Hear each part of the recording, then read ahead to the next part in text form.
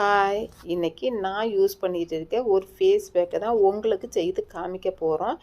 எந்த ஒரு கெமிக்கலும் இல்லாமல் வீட்டில் இருக்கிற பொருள் வச்சே தான் பண்ணியிருக்கேன். வாங்க எப்படி பண்ணுறதுன்னு பார்க்கலாம்.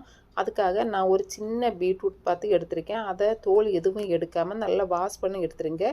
இப்போ துருவி எடுத்துக்கலாம். துருவி எடுத்துட்டு அதோட தண்ணியை வடிகட்டி எடுத்துருங்க. இப்போ இது கூட ஒரு 2 டீஸ்பூன் அளவுக்கு கடலை மாவு ஆட் பண்ணிக்கிறேன். கடலை மாவு நீங்கள் வீட்டிலேயே ரெடி பண்ணிடுங்க. கொஞ்சமாக கடலை பருப்பு எடுத்து நல்லா வாஷ் பண்ணிவிட்டு காய போட்டு பவுடர் பண்ணி எடுத்துருங்க.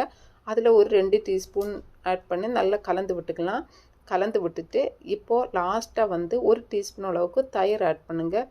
இதுவும் கவர் பாலில் பண்ண தயிர் ஆட் பண்ணாதீங்க. பசும்பாலில் நம்ம வீட்டிலேயே ரெடி பண்ண தயிர் ஆட் பண்ணுங்கள்.